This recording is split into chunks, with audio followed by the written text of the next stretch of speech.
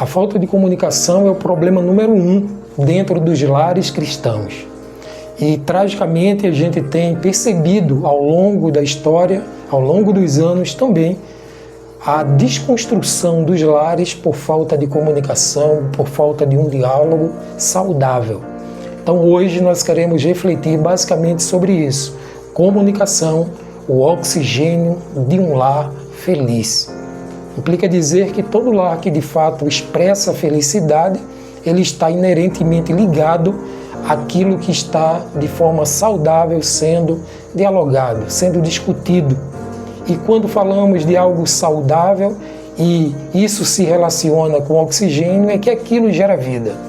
Se um lar deixa de dialogar, de conversar, de se comunicar como deveria ser, esse lar perde a essência de vida, a essência da confluência entre os familiares. Não existe mais relacionamento, porque todo bom relacionamento, ele gera boa comunicação. Por isso que o autor diz que se quisermos ter famílias saudáveis, precisamos investir numa comunicação saudável. Emissor, receptor, canal, códigos, tudo isso faz parte de uma comunicação saudável. E todos esses elementos de uma comunicação precisam estar inerentes. E todos esses elementos de uma boa comunicação precisam estar inerentes àquilo que de fato a Bíblia fala a respeito de uma comunicação saudável. O próprio Senhor fala sobre comunicação saudável. Então aqui, em primeiro lugar, ele destaca que nós precisamos, para ter essa comunicação saudável, que oxigena, na verdade, o seu lar, é fazer um bom uso da língua. Como que você tem usado a sua língua dentro da sua família, dentro da sua casa, dentro desse diálogo, dessa comunicação que você está tendo. Aqui ele traz a ênfase de que a língua pode trazer palavras doces, mas ao mesmo tempo ela pode trazer também palavras amargas, que pode trazer cura, mas ao mesmo tempo pode abrir feridas irreparáveis.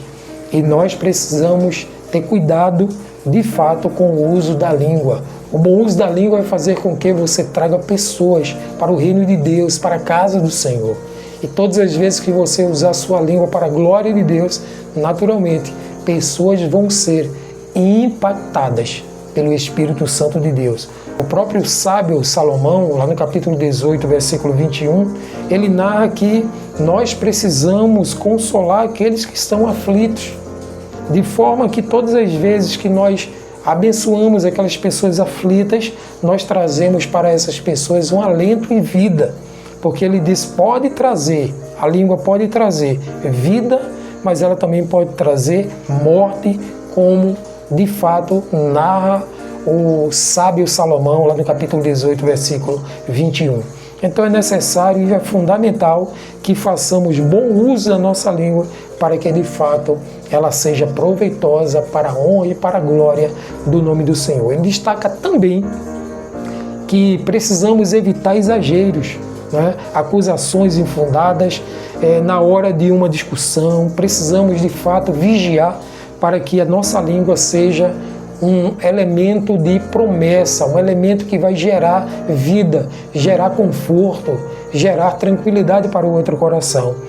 Cuidado para não pôr fogo diante de um determinado ambiente com sua língua. Por isso que ele destaca que nós precisamos guardar a nossa boca, guardar a nossa língua sempre de forma saudável, para que todo ambiente que estejamos, a gente esteja saudavelmente influenciando pelo poder do Espírito Santo. Ele destaca também Tiago capítulo 3, versículo de 1 a 12, que a língua, sendo um membro tão pequeno, mas ela pode trazer um incêndio, é uma grande floresta. Então a gente precisa cuidar dela para que a nossa língua seja de fato um elemento, um membro que vai trazer bênção e abençoar muitas vidas. Em segundo lugar, ele também diz, faça um bom uso dos seus ouvidos. A língua, ela traz muitos benefícios, mas quando você apura aquilo que você está escutando, você vai estar mais praticando a audição do que de fato a fala.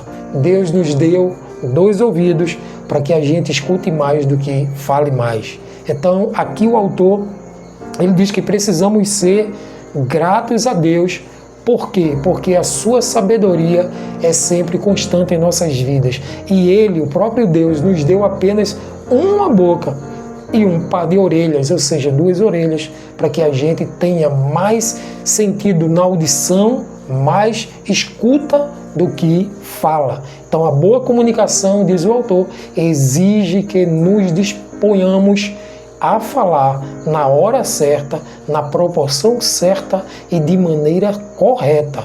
Mas também exige que nos disponhamos a ouvir o que o outro tem a dizer de forma sábia, de forma atenciosa. E que nessa fala do outro a gente precisa dar atenção e escutar tudo aquilo que ele tem para falar. Portanto, ele chega na parte final dessa lição dizendo que nós precisamos nos lembrar de que quando cuidamos da nossa comunicação, honramos o casamento e oxigenamos o nosso lar com alegria e satisfação para todos os membros dessa casa. E ele conclui de fato aqui com 2 motivos de oração. O primeiro deles, pedindo para que a graça de Deus e a sabedoria do Senhor repouse sobre cada um dos membros dessa casa. E o segundo, pedindo também para que o Senhor dê um coração sensível e pronto para compreender aquilo que o cônjuge está falando, está dizendo. Então eu quero te convidar a orar comigo nesta hora, pedindo em nome de Jesus por esses 2 pedidos de oração. Então vamos juntos? Obrigado, meu Deus, por esse momento. Te pedimos nessa hora por cada família aqui representada. Pedimos, Senhor, que o Senhor derrame da tua sabedoria, da tua graça, do teu favor, que a sensibilidade do teu Espírito Santo esteja em cada coração, em cada alma, em cada vida, e que possamos viver de acordo com a tua vontade. Ajuda-nos, Senhor, a domar a nossa língua e a viver segundo o teu coração, pois sabemos que isso agrada ao Senhor e isso faz com que pessoas sejam abençoadas. Assim oramos e te agradecemos pelo nome de Jesus. Amém.